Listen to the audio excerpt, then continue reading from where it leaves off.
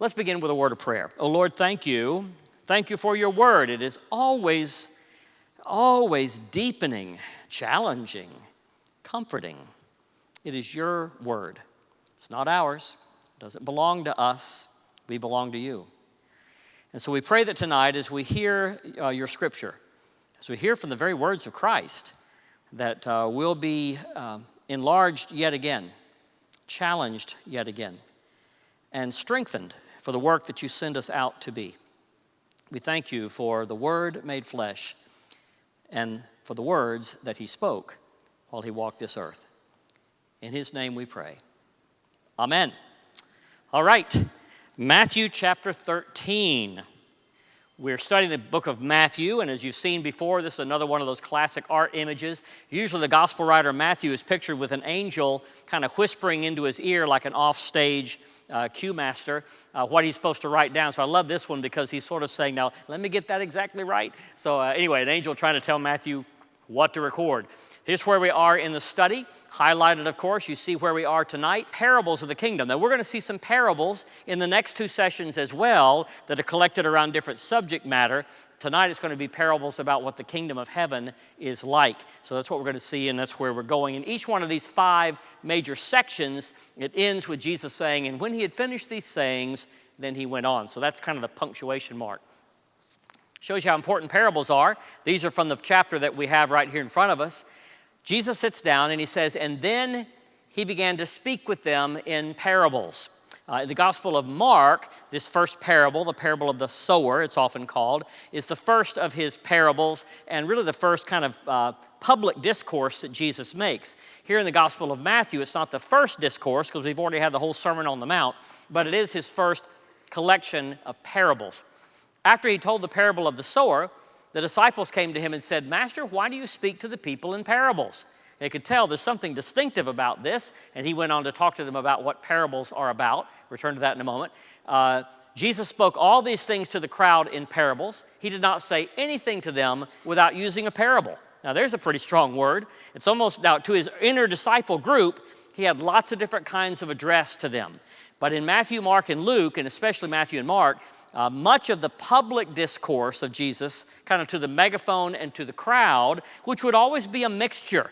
It would have within it adoring multitudes, the curious, the disciples, the enemies, the ones who are plotting to kill him, that all be mixed in there, in a whole one big tossed salad. And so when he addresses the entire multitude, he very frequently, this is probably a bit of an overstatement, hyperbole, but the point is, it was his primary way of talking, was in parables. And we have here in Matthew's Gospel, chapter 13, kind of a collection of a number of those parables. You might consider it a greatest hits album of some of Jesus' best parables, according to Matthew.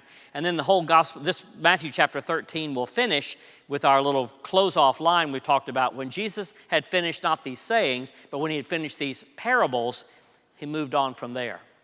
When I was a kid, my mom used to say, now don't you tell me a story, boy.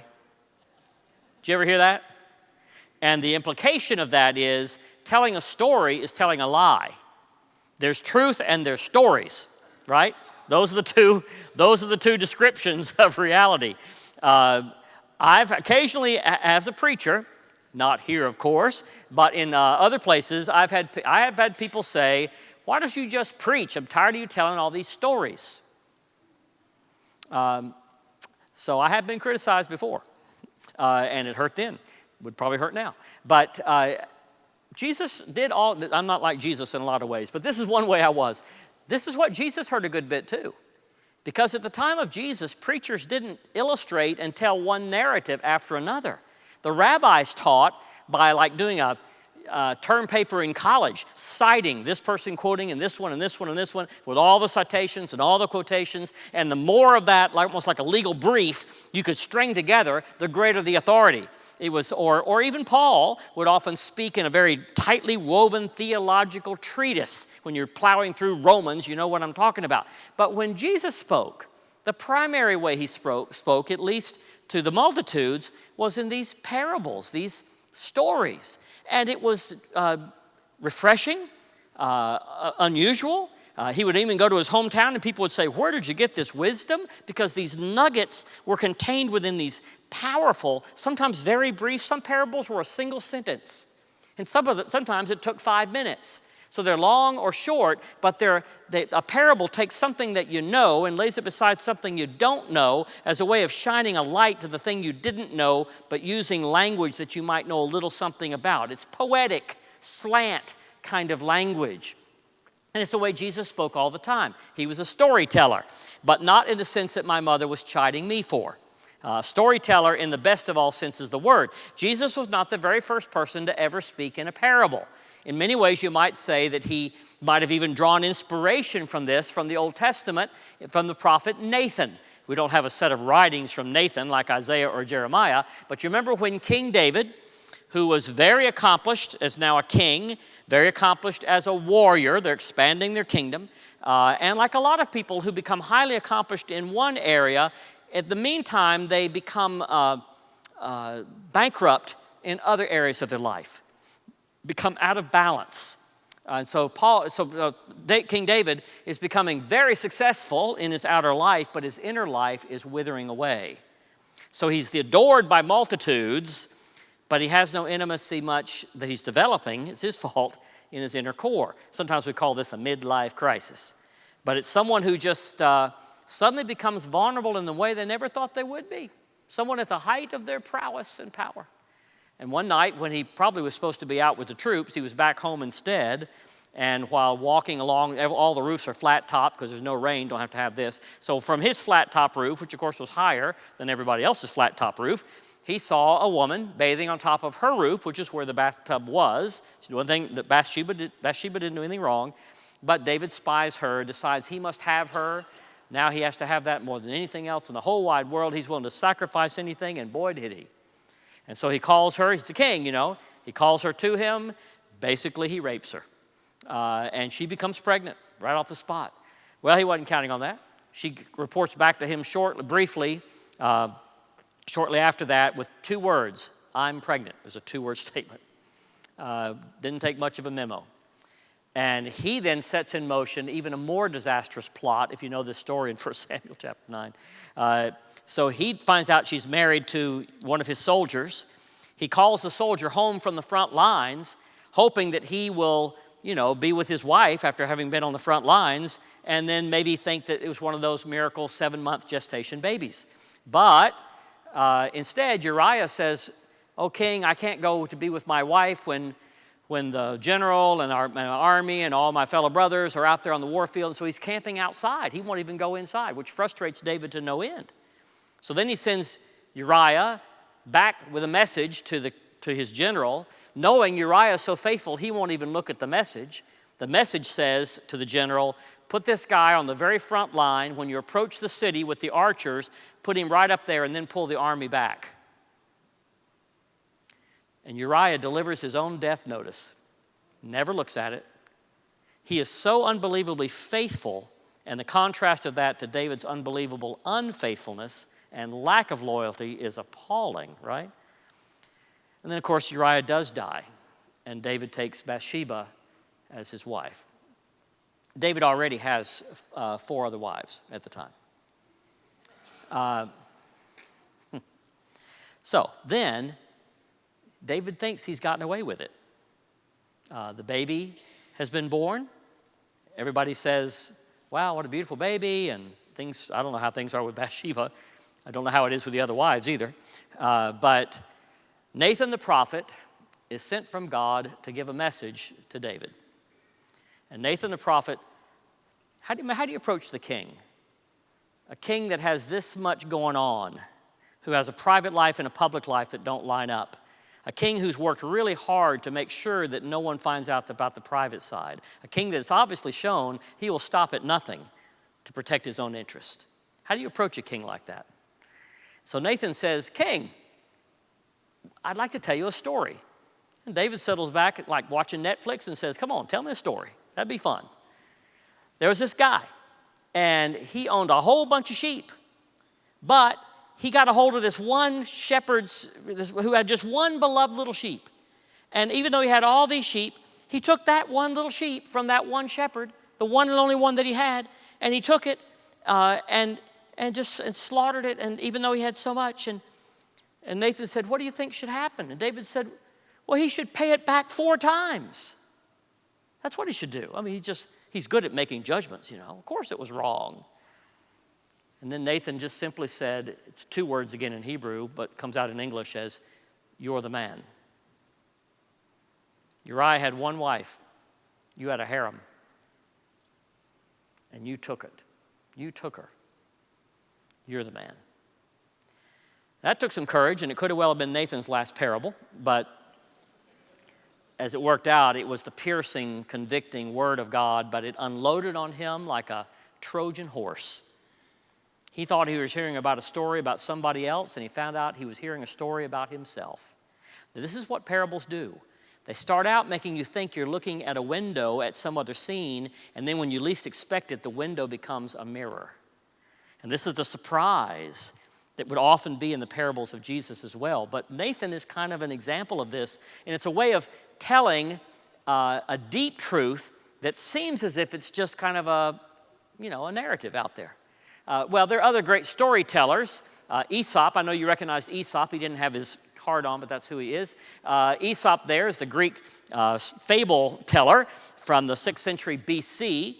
Who told, the tortoise and the hare and all those great stories. And he illustrated things because he had talking animals. But in his stories, the animals would illustrate something about human nature. One of my favorites is the stork and the frog, where the stork and the frog are talking there on the side of the pond. And the frog says, well, what's it like to fly? And the stork said, well, just grab on with your mouth and I'll take you for a ride.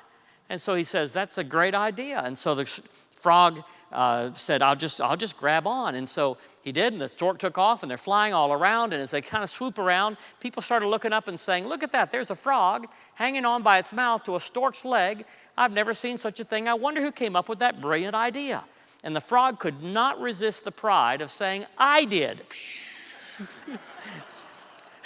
And Aesop says, beware, pride goeth before a fall, which is actually also repeated in the book of Proverbs from earlier. But anyway, Aesop loved to tell stories, but he's telling something deeply true, but he draws you in by talking animals. Anyway, and then Abraham Lincoln used to infuriate his political and other enemies because they'd want him to get all serious. If you've ever watched some of the movies, or they capture this, and he's just kind of there telling yarns. But of course, he's not just really absent-minded.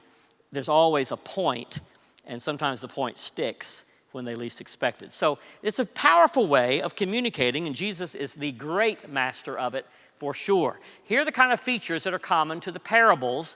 And by the way, this is just an aside, the Gospel of John doesn't have any parables. Isn't that odd?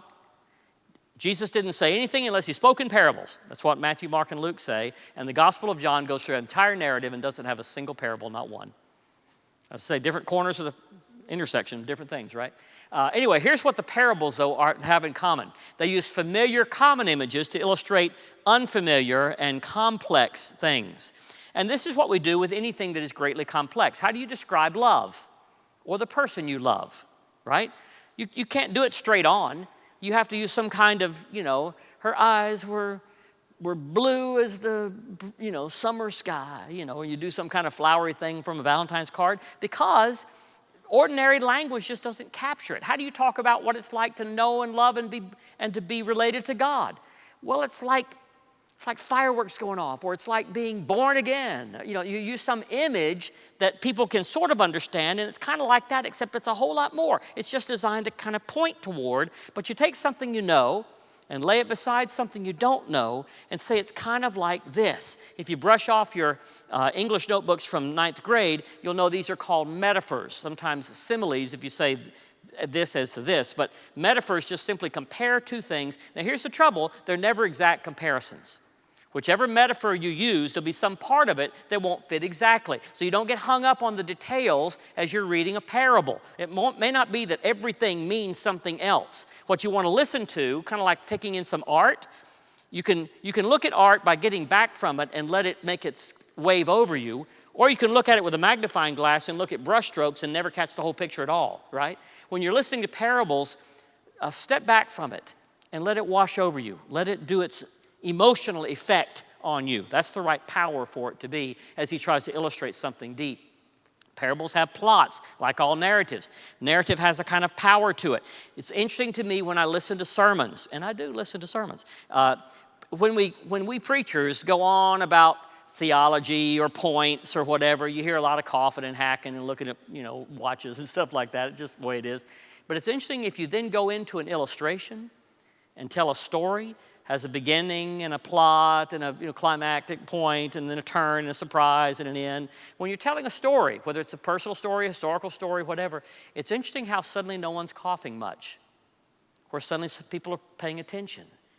And when a preacher tells a story or an illustration, another time, 20 years later, someone comes out and says, you've already preached that one. Because what you remember was the story. The story sticks. Even when the points and the text and the title didn't stick, you remembered that illustration. It has great power. There are, of course, a lot of oral cultures that have done the most with this. Native American cultures and the Hebrew culture for sure. There's a lot of cultures even to this day where oral tradition, the stories that make us who we are, you find your place in that long story is how you know your identity. And there are people who are experts at the remembering and the telling and the receiving of stories. There's power in story. There's often in Jesus' parables a surprise element. We'll look at some of those tonight, that you think you know what it's about and then maybe not. So there's sometimes a little trap door. Let's say it's like a Trojan horse. So you have to be careful. Parables seem really safe, but it's a little bit like poking a lion, so you want to be careful. They were illuminating for the followers of Jesus, but maddeningly elusive for the enemies of Jesus. Why did Jesus speak in parables, especially to the crowds? Again, it's such a mixed bag of what people all over the spectrum between support and hatred. The nice thing about parables is even a child or someone brand new, someone who didn't know any background, could hear it and maybe learn and be drawn in to want to know more. But the enemy who's looking for something to catch him on, something we can turn him into the police for, something we can catch him either to get in religious trouble with the Sadducees or political trouble with Herod or Pilate. When you're looking for something to catch him on, how can you get him on talking about seeds and leaven and pearls and a man with two sons? I mean, you just hadn't got anything. It just disappears in your hands. And he deliberately told stories. Part of why he told stories, as we answered the disciples' question, why do you teach in parables? Part of it is so that some people won't hear, he said. And that is jarring for us. You think, well, he wants to be understood by everybody. But the truth is, at this point in his ministry, he can't afford to be fully understood by everybody in that mixed crowd. One of the things that's very clear, if you read right before this in Matthew and right after, you see this growing opposition to Jesus, even from his own family. His own family comes to him, trying to steer him off course. He's got enemies who are beginning to grow in their hostility. At the same time, crowds are getting more and more ecstatic about their support. So he's got this irony going on. And then right after this chapter, in chapter 13, there's again pressure and opposition and the killing of John the Baptist. And so the parable chapter here is framed in the middle of people who have growing opposition to him. So when he's going to tell the parable, the first one about the sower, and he talks about hard ground, where you just say it and it bounces off. The context for this set of parables is he was beginning to be surrounded by a lot of hard ground. That's what was going on around him. There were people who were good soil, 30, 60, 100-fold response, no question. But also there were people who would get started and then stop, or who would be shallow, or who would be outright oppositional, who would just let it all bounce off of them. And somebody in the crowd would hear the most wonderful insight from God, and the next person said, I didn't hear a thing. Ever happened to you that way? Someone walk out of the church, that's the best service I've ever attended. You're thinking, I thought it would never end. What are you talking about, right? So, or that way. But that's the way it was hearing Jesus. But he told these stories, I think, both to draw people who were leaning toward him and to keep at bay those who were looking for a way to trap him and to turn him in even sooner. So here's the first of the parables. We're going to look at a few of them here. We call it the parable of the sower. This is Van Gogh on the upper left, and Millicent right below that, and then two pictures of modern Palestinian sowers. Here's the thing that we need to know about Palestinian sowing in the first century, and actually, as you can see, not too much different now. That is, the sower casts the seed first. The first thing is the sowing. The second thing is the plowing and the fertilizer and all that. Our culture is just the opposite. We plow, fertilize, get it just right, and then plant a seed one at a time, right? That's our way of sowing. Even if it's a big farmer, you kind of cut the rivets and you put the, you plant the things in a row. Not so in the first century. What they did was they just simply walked out into the field. You can't tell looking at it what's going to be thorny and what's going to be shallow because the stone is right underneath the soil. You can't tell looking at it. And rather than getting all caught up in that, the sower just flings it out, just wildly, loosely, joyously. There's almost a crazy abandon about it, just on top of roofs and underneath rocks and throwing them at the birds. And, it's just this wonderful, joyous sowing, letting the wind take it where it goes. It's not precise. It has this trust to it that I know a lot of it's going to be wasted, but the birds have to eat anyway. And even though some of it's going to not come up to very much, but where it does hit, where the good soil is, it'll more than make up for what seemed wasted. And the sower doesn't have to know all that up front. The sower just trusts the power of seeds and the power of soil and knows that he or she has a job, so it won't ever grow if it's in the bag. But then beyond that, it's a little out of your control. One of the things I would do when I was in my first church, I think I've told you this before, and it's a story, so you'll get me for this. But my very first pastorate, the little pastorium, it was about that big, was right between the two best gardeners in all of Kentucky. And everybody had to have a vegetable garden or you were of no value at all. So, of course, I had to plant a vegetable garden. Not a bad problem for me. I grew up in Alabama. We had one. But of course, they're watching the whole time to see if the preacher knows anything about anything that matters. And I remember being so anxious that it would grow and it would keep up somehow with the Kendalls and the Smiths that I would plant something and then I would just, after a couple of days, I'd go and kind of dig it up to see how it was doing. And I'd keep doing that again and again and again.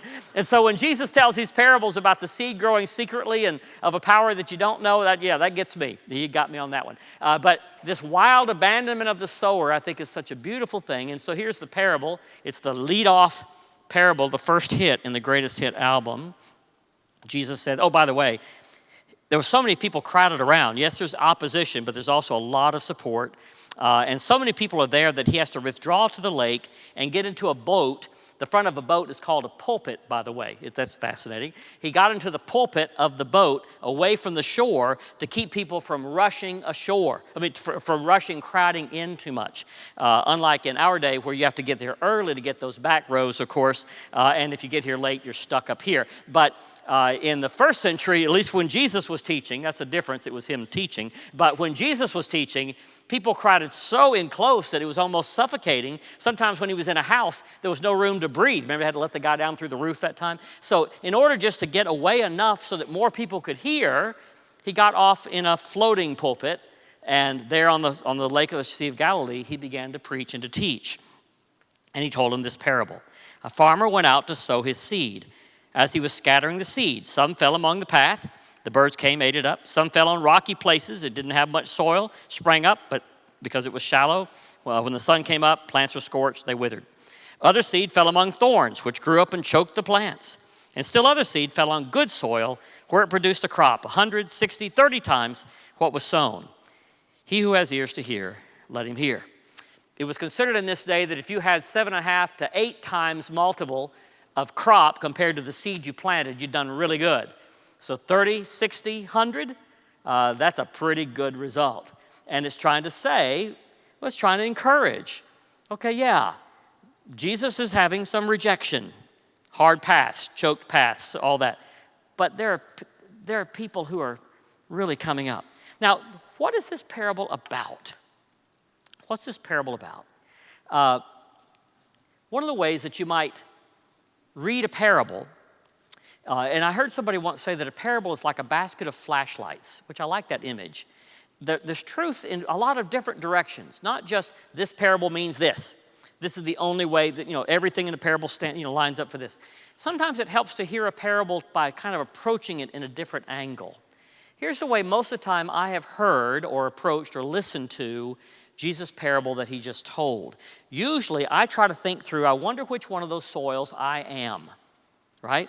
I sure want to be good soil. I'd like to be the soil that is abundant and 30, 60, and 100-fold. I'd like to be good soil. I sure don't want to be, the hard beaten path.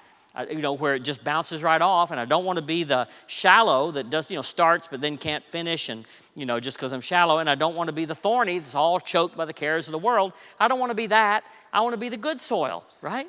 And that's normally the way that we think of it. And that's not a wrong way to hear this parable. That's probably right. I would offer a different twist on this. It was Grady Nutt. Some of you might remember that name. Grady Nutt was a comedian, but actually also a preacher. Grady Nutt once was speaking when I was in college, back in the 1700s. And Grady made it commenting on this parable. He said, instead of trying to figure out which soil am I, might be better for me to remember that all of these soils were in the very same field. And so maybe I'm not which soil, I'm the field. And instead of saying, which soil am I and I wonder which one you are, it might be more profitable to read this parable and realize that at different times in my life, and frankly, all at the same time in my life, there are parts of my field that are still completely stony to what God's trying to tell me. Just bounces right off. And at the very same time, right now, I don't mean just at some phases, it's not just a phase you move through. Right now, there may be parts of my field that are shallow.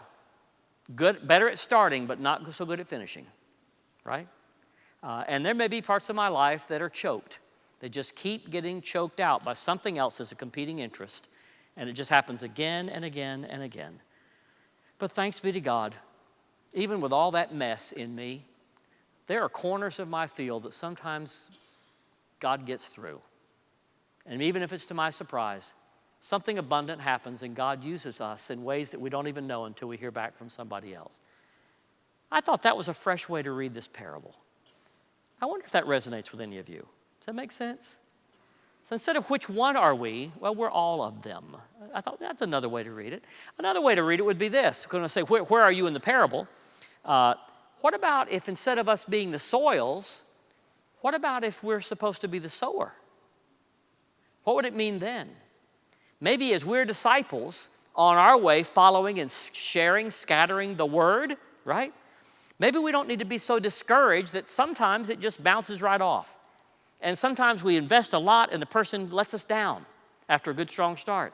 And sometimes the people that we're working with just, they just, like I remember a guy once who said, I'm not going to be able to make it to the confirmation class. And then he called back later and said, yes, I'm going to be able to make it after all because the Rams are playing out of town. So suddenly he's got time. But sometimes we get choked. And sometimes when we're in any kind of helping life, you don't have to be in ministry, any kind of helping life, sometimes we can get discouraged because of the times when the seed just doesn't seem to be taking root. And maybe this is reminding us, don't be discouraged. Get back to being the sower. That wild, wonderful, joyous abandon. Trust God to take care of this. Just trust God. So maybe sometimes it's helpful to be the sower. Anyway, where are you in the parable? It's a good way to think about the parable, I think, as a way of opening up other insights. He then tells a parable about the weeds, which I think is a fascinating one. The kingdom of heaven, he said, is like a man who sowed good, this is verse 24. The kingdom of heaven is like a man who sowed good seed in his field. Here's another agricultural metaphor. And while everyone was sleeping, the enemy came, sowed weeds among the wheat, and went away. The weeds sprouted, formed heads, but the weeds also appeared. And the owner's servants came to him and said, Sir, didn't you sow good seed in your field? Where do these weeds come from? And he replied, an enemy did this. So the servant said, do you want us to go and pull up the weeds? No, he answered. Well, there's a surprise. Because while you're pulling the weeds, you may root up the wheat with them. Let both grow together until the harvest. At that time, I'll tell the harvesters, first collect the weeds and tie them in bundles to be burned, and then gather the wheat and bring it into my barn. Well, that's a fascinating parable. Once again, a very common metaphor that they would know very well. The particular weed, or it's called tares or darnel, depending on your English translation, but it's weeds. The particular one is Lolium timilentum, which is the one on the right. And if you love Latin words, then that was a great sentence for you. And the one on the left is wheat. And the thing about Lolium timilentum is that it looks just like wheat when it's growing up. It comes out of the ground and it begins to put these little seed pods, and look at these two right next to each other. Now the trouble with Lolium timilentum is that as it continues on to maturity, the little black seeds, if they get into the bread that is combined with the wheat, it can cause blindness or even death. So every good wheat farmer knew that you better weed out the Lolium timulenti as quickly as you can. You can't run the risk of letting that get into the bread, that is the wheat that you're going to make your bread with. It'd be foolish to do that, and that would have been the normal way. So when Jesus tells a parable about a wheat farmer who plants the wheat and that comes up, and then when they say, should we weed it out? And the farmer says, no, let him just grow up, because I'm afraid while you're digging it up, you're going to dig up the wheat too, and we'll separate it out, which would have been tedious. We'll separate it out at the end. That would have been a scratch your heads thing to the first century. They'd have said, what? So you're into carpentry, I guess. You had never grown wheat, have you, Jesus? I mean, somebody's probably thinking that. Because this would have been dangerous to let these go. I mean, there's always somebody who likes a really neat garden. You'd be taking up the weeds just because you like it neat. Anybody an organized, orderly person like that? Even that kitchen drawer is organized and your sock drawer is organized. So somebody's here like that. And so sometimes we just like things neat. But in this case, it's more than neat. It's danger. But here's the trouble. And maybe the reason in this particular, Jesus is not trying to give tips on gardening here. He's talking about something else, of course. Maybe what's going on is that sometimes it's hard to tell in a given moment what's weed and what's wheat. And these well-meaning servants think they know for sure. They want to go to war on the weeds. Like when I was a little kid, hoeing cotton, chopping cotton we called it, because we chop more cotton than weeds. And they would, and I'd be going after the marigolds and then end up in a pile of slain wheat, of cotton at the end of the row, until my uncle said, got to get that hoe out of your hand, boy. But sometimes I couldn't tell the difference between the good plant and the bad plant. And that's really true even now. These weeds, they're classified as weeds, dandelions there. I saw a book, 550 recipes with dandelions. Who knew you could eat? And it's supposedly better than kale. Of course, everything's better than kale. But it's all kinds of delicious, so is that really a weed when it can be 550? That'd get you all the way through COVID, my goodness. And then there's raspberries and blackberries. Those are technically weeds. If you ever seen them along the fence row, you know what I mean. Or Queen Anne's lace down there on the bottom left. I mean, is that a weed or is it a really great piece of decoration? It's kind of hard to know what's throwaway and what, in fact, if you just let it alone a little bit, might be really wonderful. And it goes the other way too. Kudzu, introduced to this country 100 years ago from Japan, was the darling of the American Conservation Soil Service because of the erosion in the Dust Bowl. So they planted kudzu seedlings because it just grows so fast, about 24 feet a day. The idea was when you plant kudzu, you better drop it and run.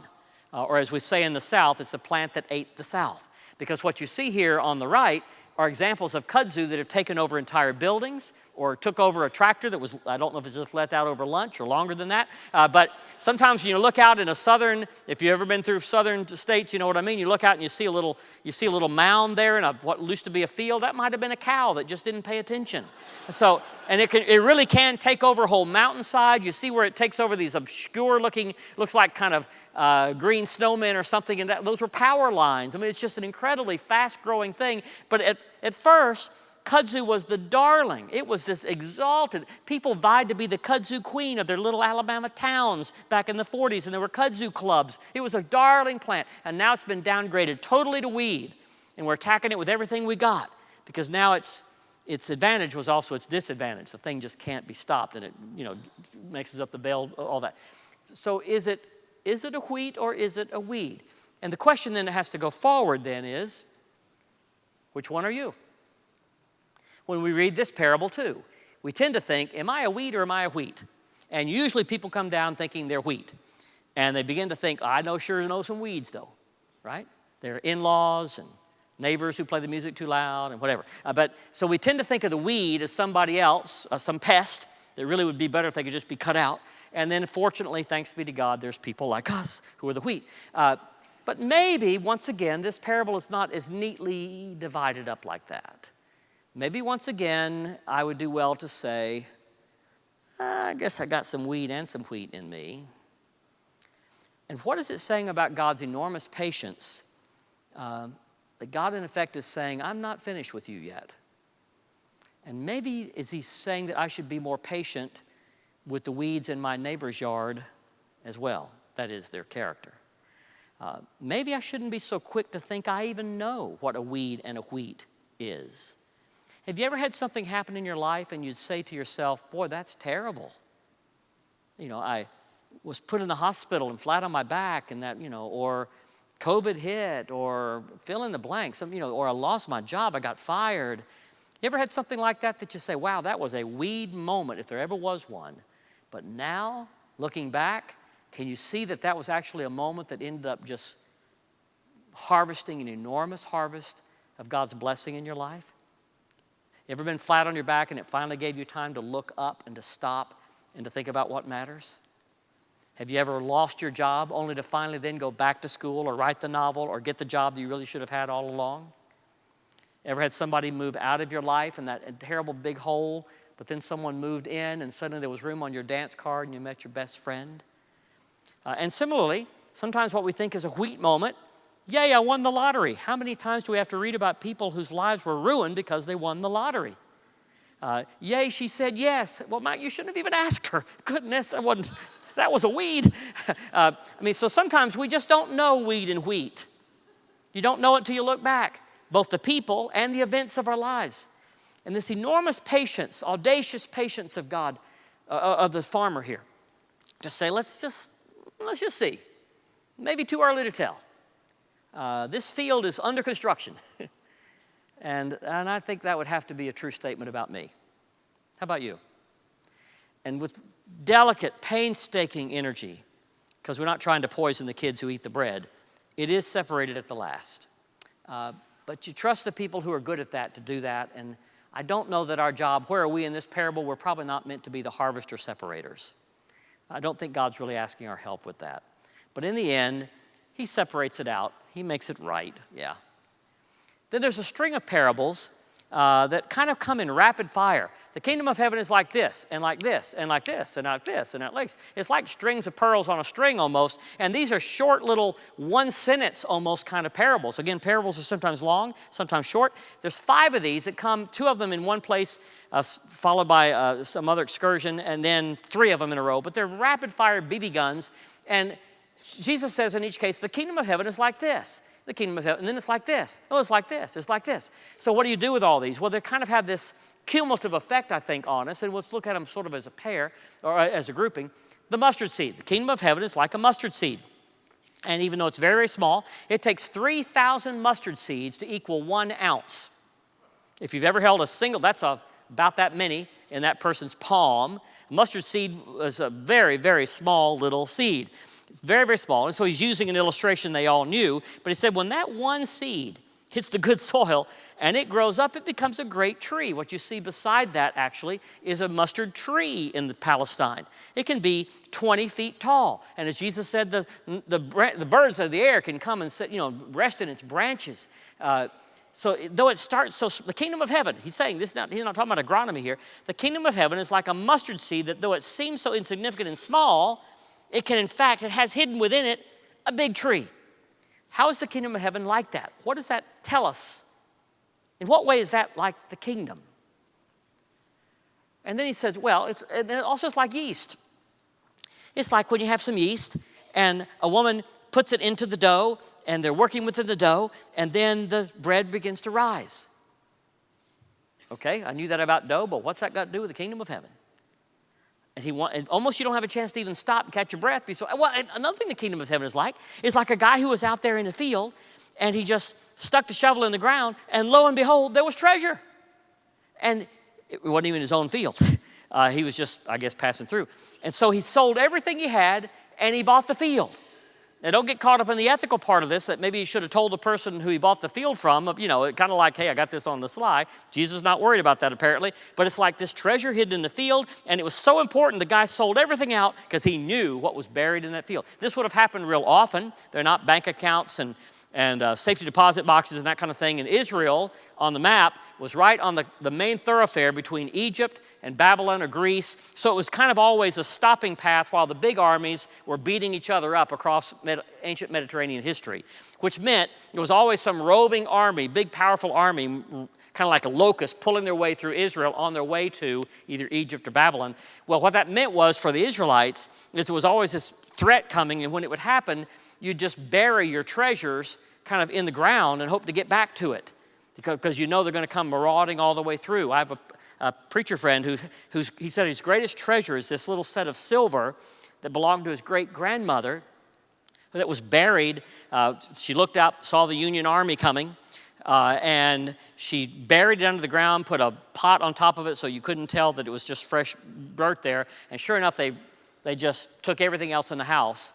So that was saved from that marauding band and then passed down for 3 generations. And it had so much value, not because it was silver, but because of that story. But that happened real often. Sometimes the person who buried the treasure was killed or captive and never could come back for it. So it was not terribly uncommon for someone to just stumble across buried treasure. That would happen with some regularity. So it's not like someone who's going up, out in the trying to find shipwrecks and with a whole lot of sonar. You might just stumble across it. And Jesus said the kingdom of heaven is like that.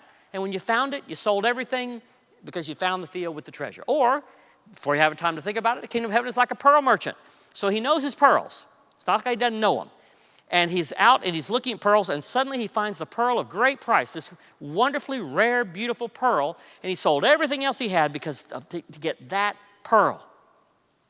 And then the kingdom of heaven is like fishermen who, between the 2 boats, you set the net, and then you row the boats to shore, and then you just get all kinds of fish and everything else, and some old boots and everything else, I guess. You get all this stuff in the net. When you drag it ashore, then you sort of pull out what's good fish and what's not good fish. And then you have something to sell at market. The kingdom of heaven is like that. Okay, that's dizzying. What does that got to do with the kingdom of heaven? I don't know. No, I do. I have an idea. One thing about it is there is an essential, there's kind of a hiddenness in all of these rapid-fire parables. There's always something hidden that then comes to light. There is a treasure hidden in a field, and there's an oyster that is a pearl, either hidden within the oyster or maybe just among a whole lot of other jewels, like the great diamond in the middle of the cubic zirconium, the cubic, well, what is that word? You know what it is. Talk to somebody next to you. Anyway, the good jewelry next to the costume jewelry. But it's hidden in the midst of all that. Or there's the yeast, which is buried into the dough. Or there's the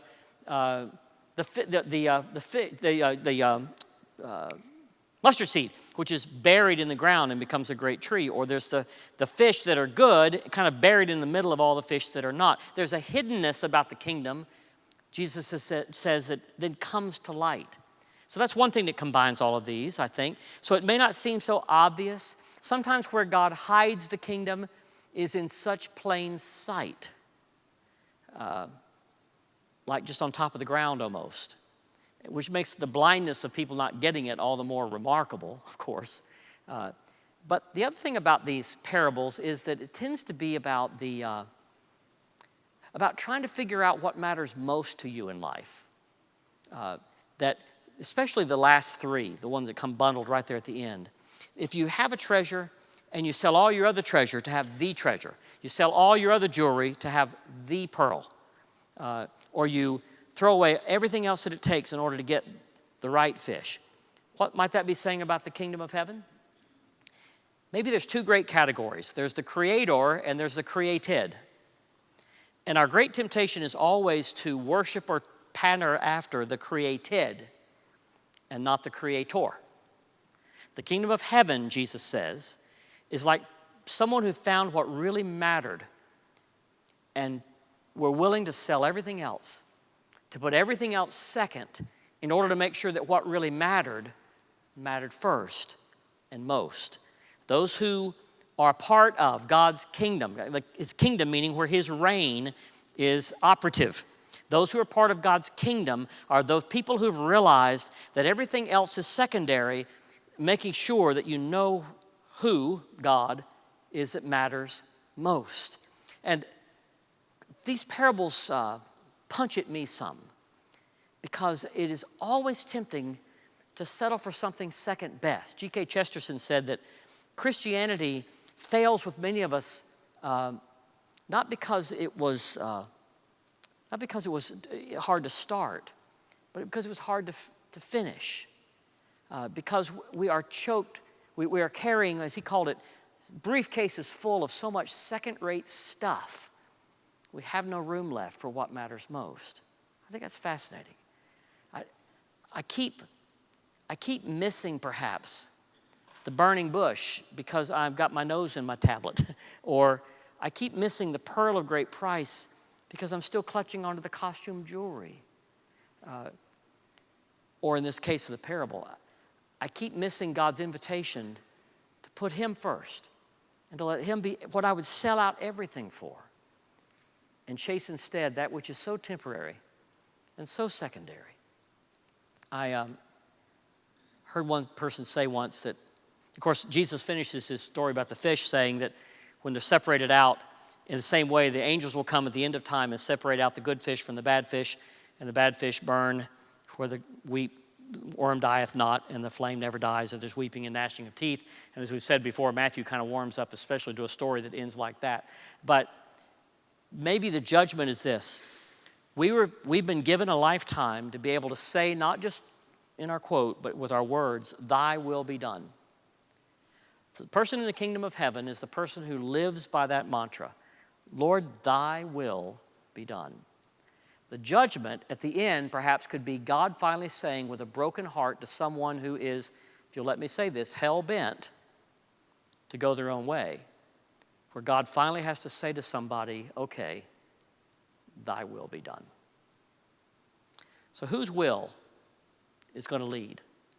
The kingdom of heaven is like people with treasures and field and sorting out fish who realize that the most important thing in the world is to know what matters the most.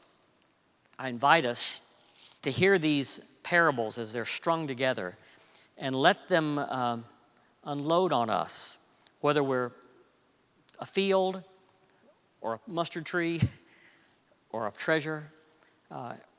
May there be something in the commonness of these stories that call us again and again to realize that God has hidden the key in plain sight, but does so to invite us to trade everything else in to keep him first. If we'll do so, then the kingdom of heaven has in fact come on earth in my very heart and yours, and it will have been true then.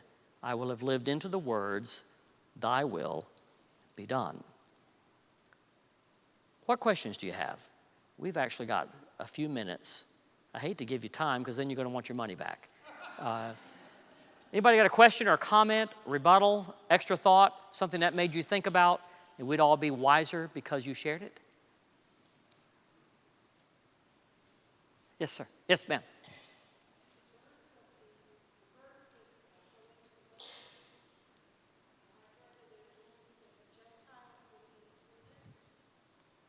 Yeah. I think if I can repeat the verse about the birds of the air being in the trees. Thank you for even bringing that up. It's an interesting thing. That and the yeast both of those parables together.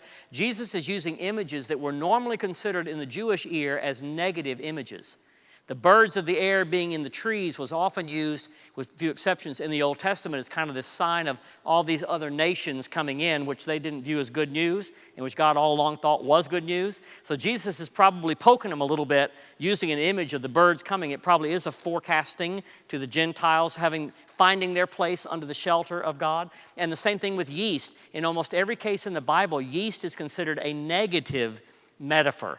You remember at the Passover, they had to have unleavened bread, that is, no yeast in it, because, of course, that was designed about, remember how we had to rush out of Egypt so quick, they didn't have time for the bread to rise, but as a way of remembering that, they had unleavened bread. But it was always considered more pure bread because it didn't have that yeast in it, and yet Jesus deliberately uses yeast, as the kingdom of heaven is like yeast. So he's probably gouging them a little bit and probably pointing to his larger, expanding. So thank you for bringing that up. That would have been a little jarring for the ears of Jesus' hearers. Yeah, great point. Good study there. Yes, sir.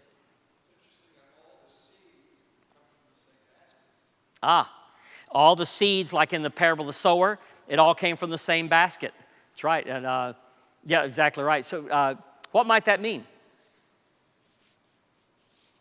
That all the seed, it landed very differently on the soils, but what might it mean that it all came from the same place? All God's children. The fault's not the seeds.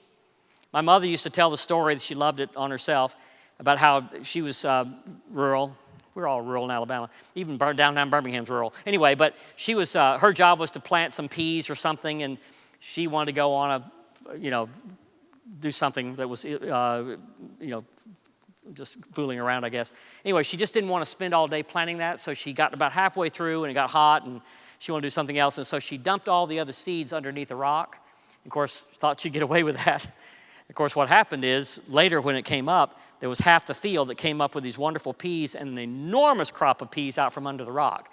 So the seeds have their own power, and they'll give you away sometimes. Right. The seed was good. The problem is sometimes we don't scatter it, or we just don't trust the power of seeds. That's a good thought. Somebody else. All right. Raise your hand if you'd like to go.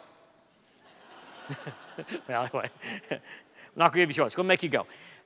Let's pray together. Oh, Lord, thank you for the chance to come and hear your word. Thank you for the power and the freshness of the parables. Help us to pay attention to their surprises. We pray that we will read the parables with enough humility and enough openness and enough courage that we'll let them open up on us and within us. We thank you for this winsome way, with almost a wink, that Jesus invites us to wade deeper into the pool of grace and the depth of knowledge and understanding. We thank you for the way he taught. It was so incredibly memorable that it could be written down 40 years later for the first time as if it was yesterday by these gospel writers. We thank you for the way that he embodied what he taught, and that he sent us out, those first disciples and all of us since, with a seed bag under our own arm, pure gift, in order to go out into a world that's got all kind of places in it, just like we are, but help us to scatter that seed with joyous abandon, trusting you and what you can do in the power of seed, in just a little bit of soil, some rain and sun at the right time. And we thank you, Lord, for the ways that your seed has taken root in places within our lives, abundantly growing, multiplying, 30, 60, even 100-fold. Grant that more and more of our field will become that. In your name we pray. Amen. God bless you all. Great to see you tonight. Thank you for coming. Thank you.